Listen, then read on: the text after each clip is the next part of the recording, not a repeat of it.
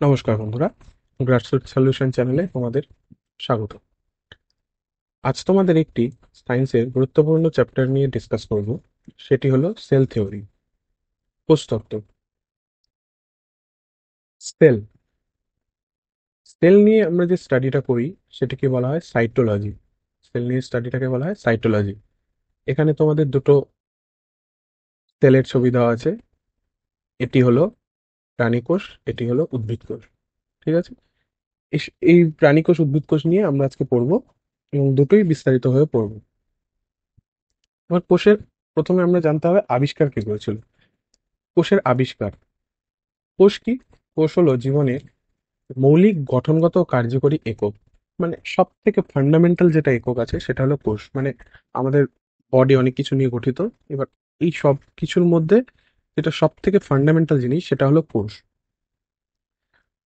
যেমন যেমন লোহার কোনো জিনিস, লোহার সব থেকে ফান্ডামেন্টাল জিনিসটা কি? লৌহ পদার্থ যেটা আছে সেটা ফান্ডামেন্টাল জিনিস। সেরকম আমাদের জীবের যে মৌলিক গঠনগত ও কার্যকরী একদম ফান্ডামেন্টাল জিনিস সেটা হলো কোষ। কোষ দিয়েই সব জিনিস গঠিত। এই কোষ শব্দটি প্রথম ব্যবহার কে করেন? 1665 সালে রবার্ট হুক কোষ শব্দটি প্রথম ব্যবহার করেন। এটি কিন্তু খুব ইম্পর্টেন্ট তোমাদের জন্য। অনেক সময় প্রশ্ন চলে আসে যে কোষ শব্দটি সর্বপ্রথম কে ব্যবহার করেন। তারপর অ্যান্টনি ভ্যান লিউয়েনহুক যে ছিলেন, তিনি প্রথম জীবন্ত কোষ নিয়ে স্টাডি করেন। ঠিক আছে, এটাও ইম্পর্টেন্ট। তারপর চলে আসি সবথেকে ক্ষুদ্রতম কোষ। সবথেকে ক্ষুদ্রতম কোষ হলো মাইকোপ্লাজমা গ্যালিসেপ্টিসাম। এটি হচ্ছে বিজ্ঞানসম্মত নাম। মাইকো আমরা সাধারণত মাইকোপ্লাজমাই বলে থাকি। তো বিজ্ঞানসম্মত নাম হচ্ছে মাইকোপ্লাজমা গ্যালিসেপ্টিকাম। ঠিক আছে, এটি হচ্ছে সবথেকে ক্ষুদ্রতম কোষ। সবথেকে দীর্ঘতম মানব কোষটা কি? মানে আমাদের শরীরের সবথেকে দীর্ঘতম কোষ হচ্ছে নিউরন। সবথেকে বৃহত্তম কোষ উটপাখির ডিম। এটা ভেরি ভেরি ইম্পর্ট্যান্ট, এটা ভেরি ভেরি ইম্পর্ট্যান্ট। ঠিক আছে, এটা ভেরি ভেরি ইম্পর্ট্যান্ট। সব থেকে বৃহত্তম কোষ উটপাখির ডিম। অনেক পরীক্ষা অনেকবার এসেছে। আর এখানে যে তোমাদের একটি ছবি দিয়েছি এটা হলো দীর্ঘতম মানব কোষের নিউরনের ছবি। এই সাধারণত ক্লাস 8, 9, 10-এ আমরা প্রায় ড্র করে থাকি। এই ছবিটা সবাই চিনবে হয়তো। নেক্সট, কোষতত্ত্বের মূল নীতি, অর্থাৎ সেল থিওরির যেই নীতিগুলো আছে সেগুলো কি কি? কোষ হলো জীবের মৌলিক গঠনগত কার্যকরী একক, তোমাদের প্রথমেই বলেছি। প্রতিটি জীব কোষের সমষ্টি দিয়ে গঠিত, যেটা প্রথমেই বললাম। যে আমাদের দেহের মধ্যে কোষ হচ্ছে সব থেকে ফান্ডামেন্টাল ইউনিট। এই কোষের সমষ্টি দিয়েই আমাদের যে জীব যে আছে তারা গঠিত হয়। প্রতিটি কোষ পূর্ববর্তী কোষ থেকে উৎপন্ন হয়। মানে কোষের কি করে উৎপত্তি হয়? কোষ হচ্ছে বিভাজিত হয়ে একটি কোষ থেকে আরেকটি কোষ, আরেকটি কোষ থেকে এরকম বিভিন্ন কোষ, মানে একটি কোষ থেকে আরেকটি উৎপন্ন হয়। প্রত্যেক জীব একক কোষ থেকে যাত্রা শুরু করে। মানে একটা কোষ থেকে যাত্রা শুরু হয়ে ওই বিভাজিত হতে হতে হতে হতে হতে হতে তারপর অনেকগুলো কোষের সমষ্টি নিয়ে একটি জীব তৈরি হয়। ঠিক আছে, তাহলে একক কোষ থেকে যাত্রা শুরু করে। এগুলো হলো কোষতত্ত্বের মূল নীতি। এরপর সেই কোষের প্রকারভেদ। এবার কোষ কয় প্রকার? কোষ হচ্ছে দুই প্রকার: প্রোক্যারিওটিক কোষ, ইউক্যারিওটিক কোষ। প্রোক্যারিওটিক কোষের মধ্যে কি আছে? নিউক্লিয়াস নেই। প্রোক্যারিওটিক কোষে নিউক্লিয়াস নেই। আর ডিএনএ যেটা আছে ওটা বৃত্তাকার। নিউক্লিয়াস নিয়ে আমরা আসছি, পরে আসছি। আপাতত তোমরা জেনে রাখো প্রোক্যারিওটিক কোষে নিউক্লিয়াস নেই, কিন্তু ইউক্যারিওটিক কোষে নিউক্লিয়াস থাকে। ঠিক আছে, দুটোর মধ্যে পার্থক্য আছে কিন্তু, প্রোক্যারিওটিক আর ইউক্যারিওটিক। প্রোক্যারিওটিক কোষের কোষ পর্দা বেষ্টিত অঙ্গাণু অনুপস্থিত, আর ইউক্যারিওটিক কোষে কোষ পর্দা বেষ্টিত অঙ্গাণুগুলো থাকে। প্রোক্যারিওটিক কোষ যেটা বললাম যে সব কোষই বিভাজিত হয়, বিভাজিত হয়ে হয়ে তারপর তৈরি হয়। প্রোক্যারিওটিক কোষে বিভাজন হয় ফিশন প্রসেস অথবা বাডিং প্রসেস দ্বারা। ঠিক আছে, আর ইউক্যারিওটিক কোষে বিভাজিত হয় মাইটোসিস ও মিওসিস দ্বারা। আরেকটা কথা বলে রাখি, ঠিক আছে? তাহলে প্রোক্যারিওটিক কোষের কি কি বললাম? উদ্ভিদদের যেমন ব্যাকটেরিয়া, নীলাভ সবুজ শৈবাল, এগুলো কিন্তু ইম্পর্টেন্ট। ঠিক আছে, প্রোক্যারিওটিক কোষের ব্যাকটেরিয়া, নীলাভ সবুজ শৈবাল এগুলো ইম্পর্টেন্ট। আর ইউক্যারিওটিক কোষ কি বললাম? উদ্ভিদ কোষ এবং প্রাণী কোষ।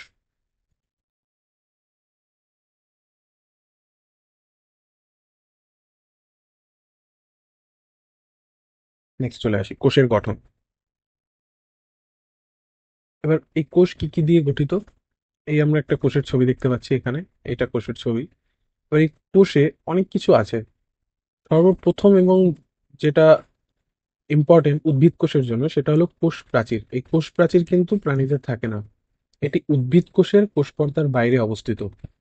এটি পুরু হয়, জড় এবং স্থিতিস্থাপক এবং ভেদ্য। প্রাণী কোষের কোষ প্রাচীর থাকে না, ঠিক আছে? প্রাণী কোষে কিন্তু কোষ প্রাচীর থাকে না, এটা ইম্পর্টেন্ট মনে রাখবে, কোষ প্রাচীর প্রাণী কোষে থাকে না। কোষ প্রাচীরের কাজ কি হয়? আচ্ছা, উদ্ভিদদের থাকে কোষ প্রাচীর। উদ্ভিদরা কি? উদ্ভিদরা হচ্ছে জড় বস্তু। এবার জড় বস্তু ওরা না নড়াচড়া করতে পারে না কিছু করতে পারে। এবার ওদের যে স্টেবিলিটির জন্য একটা কিছু প্রয়োজন, যেটা ওদেরকে রক্ষা করবে, ওদের কোষগুলোকে। এই কোষকে রক্ষা করার জন্যই কোষের আকৃতি প্রদান করে, কোষকে দৃঢ়তা প্রদান করে এবং সংলগ্ন কোষের মধ্যে সাইটোপ্লাজমীয় সংযোগ সাধন করে। ঠিক আছে? এটাই হচ্ছে কোষ প্রাচীরের প্রধান কাজ। আর কোষ প্রাচীর ভেদ্য, এর জন্য কোষ প্রাচীরের মধ্যে দিয়ে জল, খনিজ লবণ সহজে অতিক্রম করতে পারে। এরপর আসিস কি, কোষ পর্দা, সেল মেমব্রেন যেটাকে আমরা বলি। আদর্শ কোষের প্রোটোপ্লাজমকে ঘিরে যে প্রভেদক ভেদ্য স্থিতিস্থাপক সূক্ষ্ম পর্দা থাকে তাকে কোষ পর্দা বলে। এই পর্দাটি লাইপোপ্রোটিন দিয়ে নির্মিত হয়।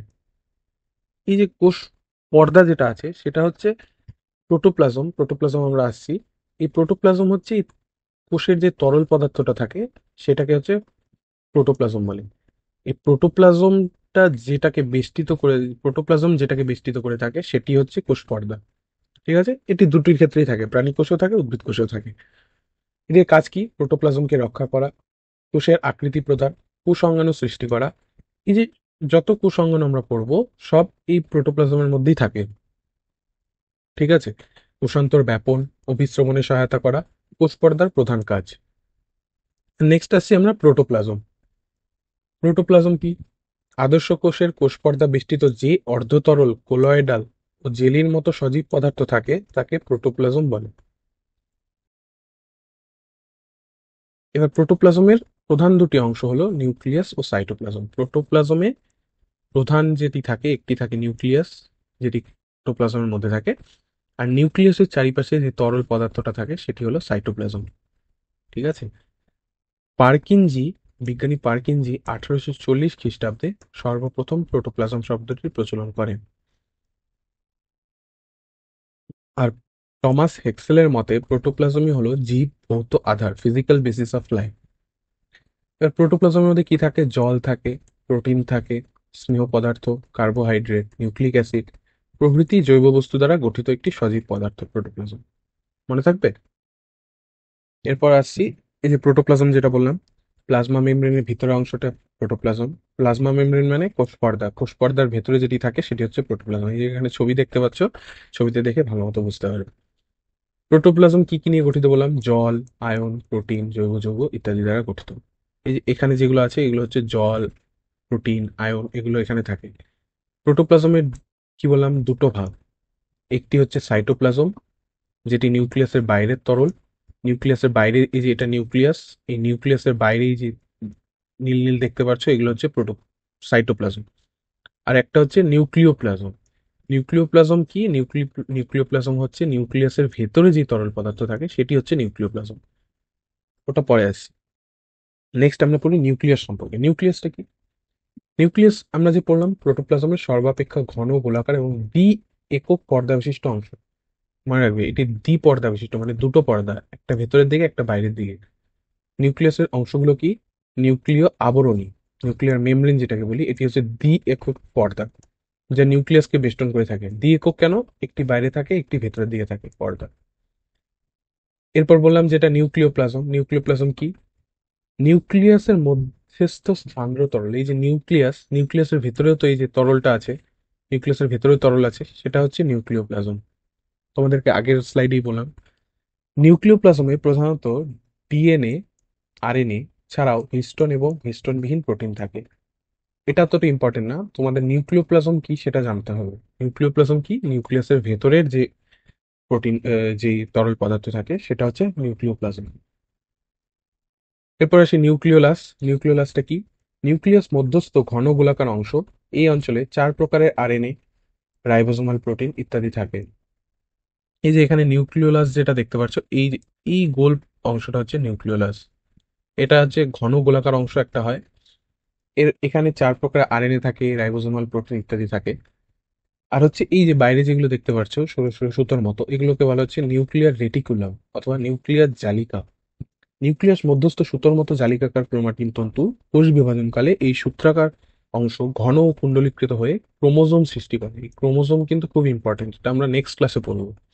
ঠিক আছে, এই যে এই সুতোর মতো যে অংশগুলো আছে, এগুলো ক্রোমোজোম সৃষ্টি করে কোষ বিভাজনের সময়। এটা মাথায় রাখবে, ঠিক আছে, নোট করে নেবে। আর নিউক্লিয়াসের কাজ কি? নিউক্লিয়াস হচ্ছে কোষের সমস্ত জৈবিক ক্রিয়াগুলো নিয়ন্ত্রণ করে। নিউক্লিয়াসকে কোষের মস্তিষ্ক বলে, এটা ভেরি ভেরি ইম্পর্টেন্ট। কোষের মস্তিষ্ক কাকে বলে, এটা কিন্তু ভেরি ভেরি ইম্পর্টেন্ট।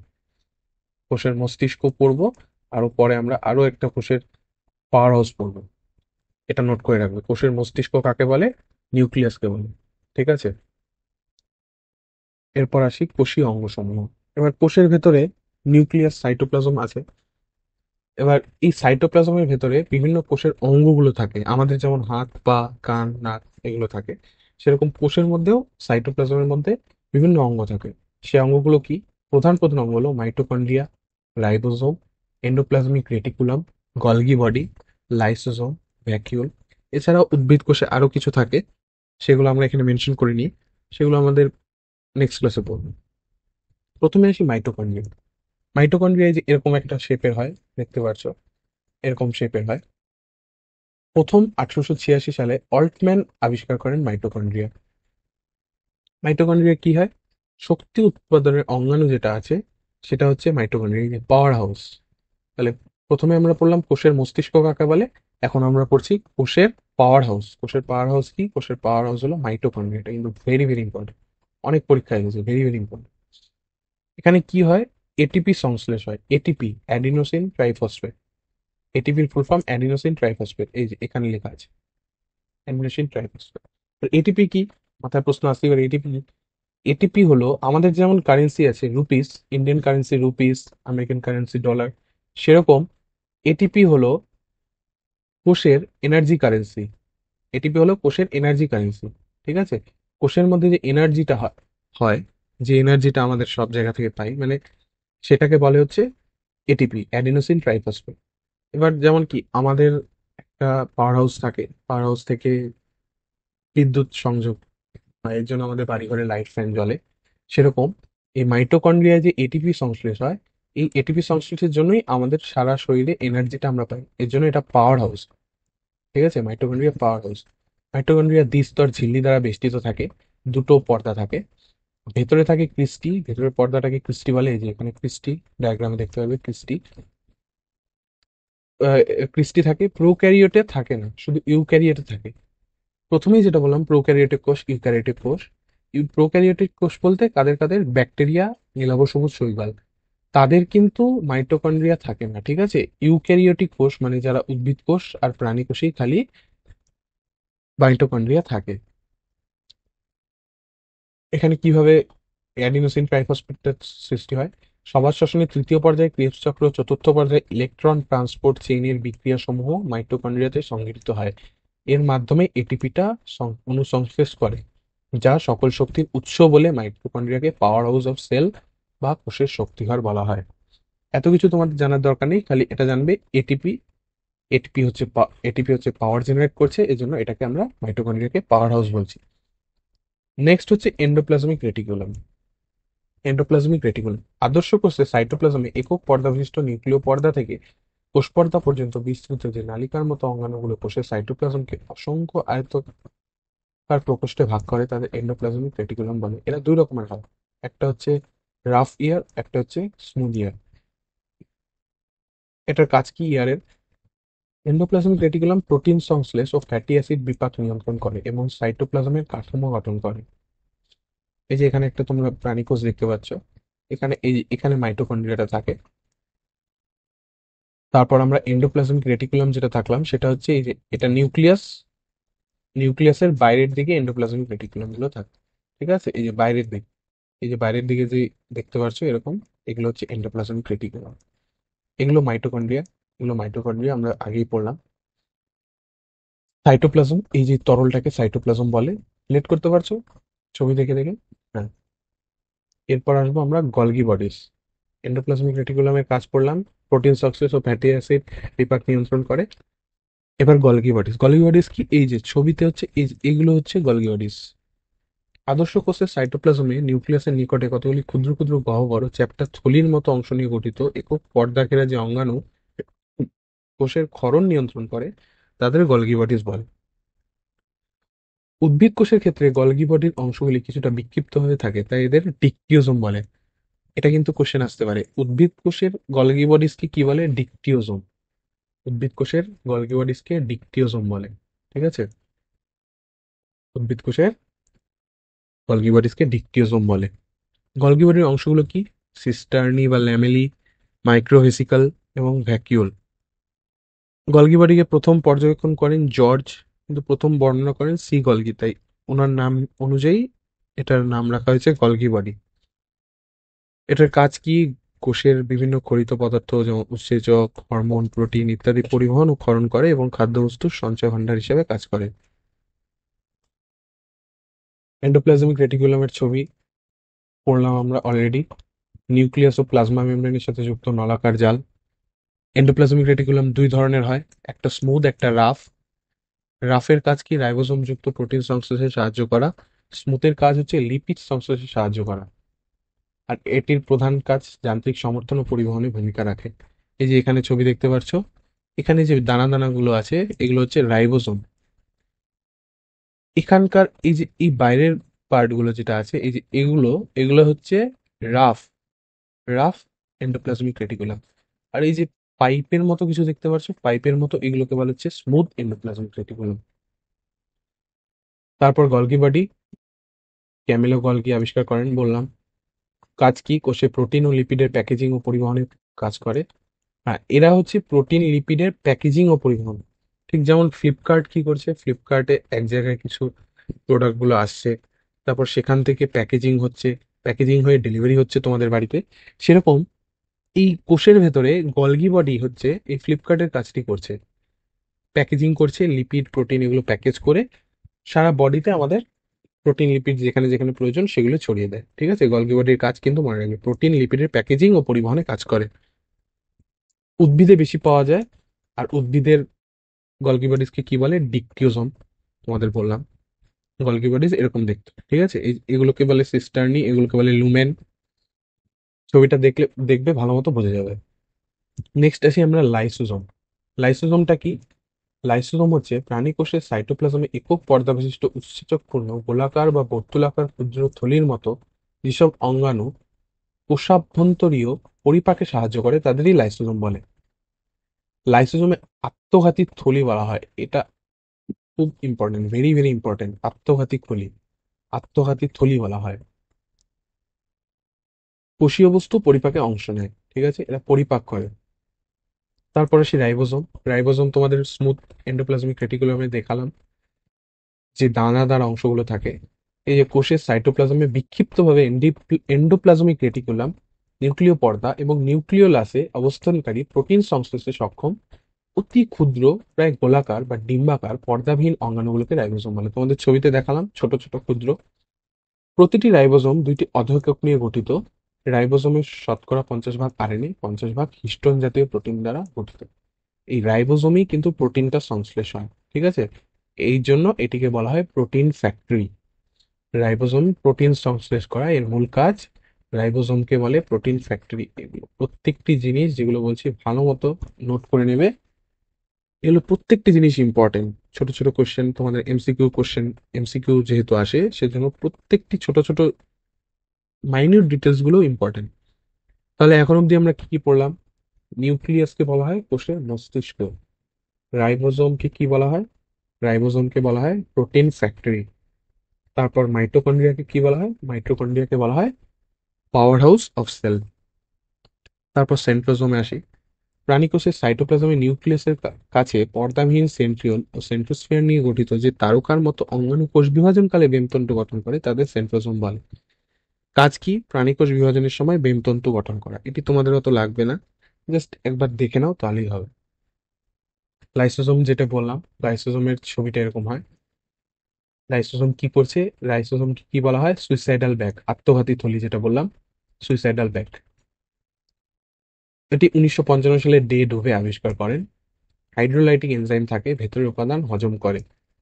এটি পরিপাক করছে, ঠিক আছে? পরিপাক করার সময় অনেক সময় কি হয়, এই কোষীয় বস্তু যখন পরিপাক করছে মানে আহ, কোষে যখন কিছু ডেঞ্জার ঢুকে গেল, তখন ও ভালো কোনটা খারাপ কোনটা বুঝতে পারে না। তখন ও কি করে, যদি বুঝতে না পারে ও নিজেকেই বিনষ্ট করে দেবে। নিজে বিনষ্ট হয়ে গেলে সেটা কোষকেও এফেক্ট করছে।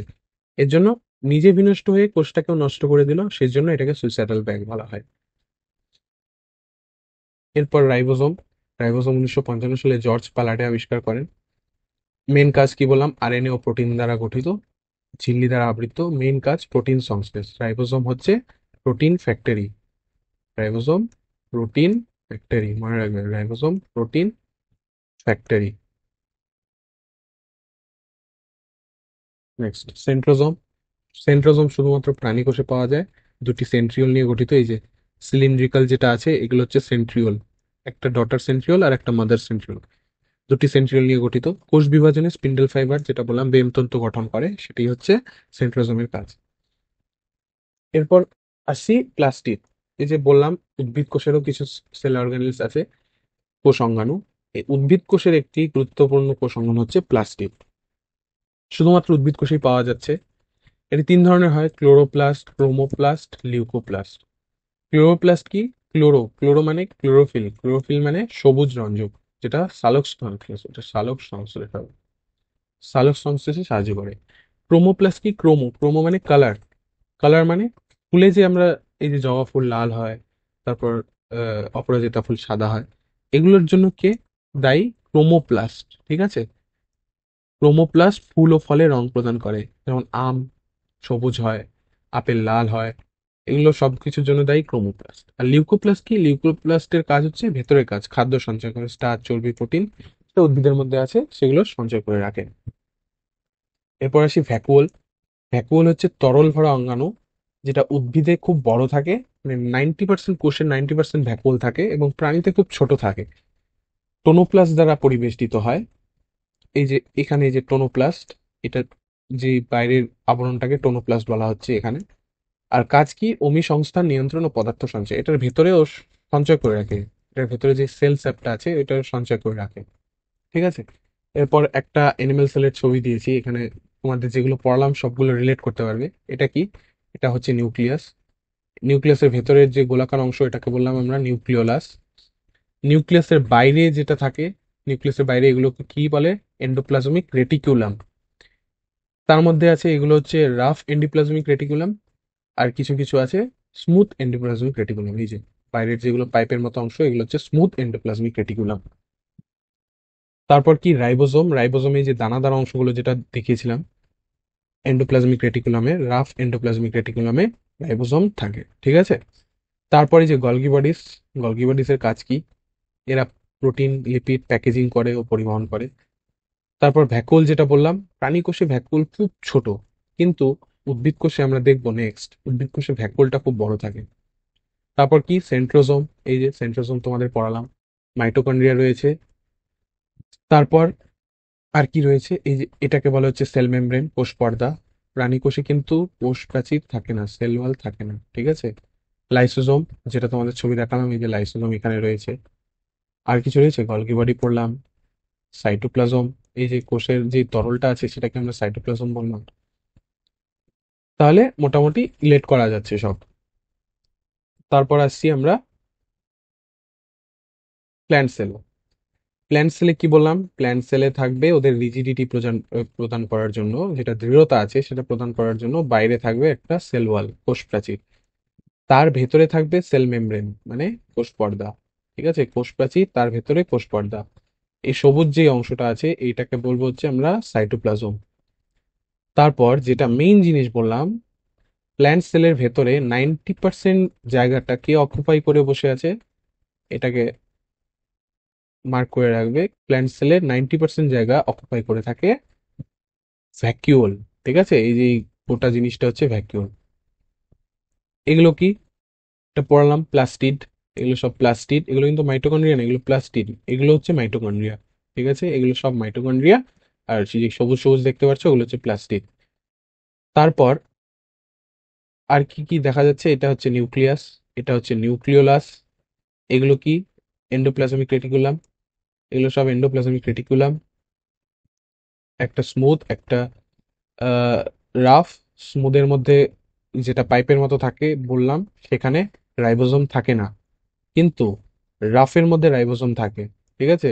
আর রাইবোজোম মানেই প্রোটিন ফ্যাক্টরি। প্রোটিন ফ্যাক্টরি মানে যেখানে রাইবোজোম আছে সেখানে প্রোটিন সংশ্লেষ হবে। আর প্রোটিন সংশ্লেষ মানেই সেটা, মানে তার মানে কি, স্মুথে রাইবোজোম থাকে না, তার মানে স্মুথ প্রোটিন সংশ্লেষ করবে না। রাফে থাকে, রাফ প্রোটিন সংশ্লেষ করে। ঠিক আছে? আর কি পড়লাম? ভ্যাকুওল পড়লাম, ভ্যাকুওলের মেমব্রেন পড়লাম। বাস এই কটাই রিলেট করতে পারছো। এই যে এগুলো হচ্ছে গলগি বস্তু আছে, গলগি বস্তু রিলেট করা যাচ্ছে। এরপর আছি উদ্ভিদ বনাম প্রাণী কোষ। তাহলে উদ্ভিদ কোষে কি হয়? এতক্ষণে যা দেখলাম, আকারে বড় হয়, কোষ প্রাচীর থাকে।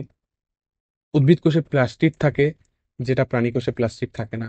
প্রাণী কোষ কি আকারে ছোট হয় এবং কোষ প্রাচীর নেই। সেন্ট্রোজোম অনুপস্থিত। এখানে কি সেন্ট্রোজোম ছিল? এখানে কিন্তু সেন্ট্রোজোম, মানে খুব, সেন্ট্রোজোম নেই এখানে। প্ল্যান্ট সেলে সেন্ট্রোজোম নেই, কিন্তু উদ্ভিদ কোষে সেন্ট্রোজোম থাকে না, আর প্রাণী কোষে সেন্ট্রোজোম থাকে। আর একটা মেইন ডিফারেন্স বললাম, ভ্যাকুওলটা খুব বড়। এই যে এখানে দেখতে পাচ্ছ, প্ল্যান্ট সেলের ভ্যাকুওলটা অনেকটা জায়গা নিয়ে আছে, কিন্তু এখানে ভ্যাকুওলের জায়গাটা খুবই ছোট। এই যে এখানে ভ্যাকুওল হচ্ছে এইখানে, এতটুকু জায়গা হচ্ছে ভ্যাকুওল নিয়ে আছে। আর আর উদ্ভিদ কোষে ভ্যাকুওলটা কত বড় জায়গা পরিবেষ্টিত হয়ে আছে। ঠিক আছে? তাহলে উদ্ভিদ কোষের ভ্যাকুওলটা খুব বড় থাকে, 90% জায়গা অকুপাই করে থাকে, আর প্রাণী কোষে ভ্যাকুওলটা ছোট থাকে। এরপর তোমাদের জন্য আছে একটি ডেইলি কুইজ, যেগুলো প্রিভিয়াস ইয়ার থেকেই নেওয়া। তো এটা তোমরা উত্তর কমেন্টে দেবে। ঠিক আছে? খুবই সোজা কোশ্চেন, যা পড়ালাম তার মধ্যে থেকেই আছে। যেমন প্রোটিন সংশ্লেষে কে সহায়তা করে, আর সেকেন্ড কোশ্চেন হচ্ছে কোষের শক্তিঘর। এই দুটোর প্রিভিয়াস ইয়ার থেকে দিয়েছি, তোমরা কমেন্টে অবশ্যই উত্তর জানাবে। Thank you. যদি ভালো লেগে থাকে চ্যানেলটা আমাদের সাবস্ক্রাইব করে দিও। আমরা একটা ইনিশিয়েটিভ নিয়েছি, তো আমাদের অভিজ্ঞ স্যাররা ইতিহাসের ক্লাস দিচ্ছেন, অঙ্কের ক্লাস দিচ্ছেন। কিছুদিন পর আমাদের রিজনিং এরও ক্লাস শুরু হবে, আমাদের সায়েন্সের ক্লাস আরো আগে। তোমরা আমাদের খালি পাশে থাকবে, এটাই আমাদের চাওয়া, আর কিছু না। লাইক করে দেবে, শেয়ার করে দেবে, আর যদি ভিডিওটা ভালো লেগে থাকে তাহলে শেয়ার করবে। ঠিক আছে? আজকে এতটুকুই রাখছি, এরপরে তোমাদের সাথে দেখা হচ্ছে নেক্সট ক্লাসে। Thank you.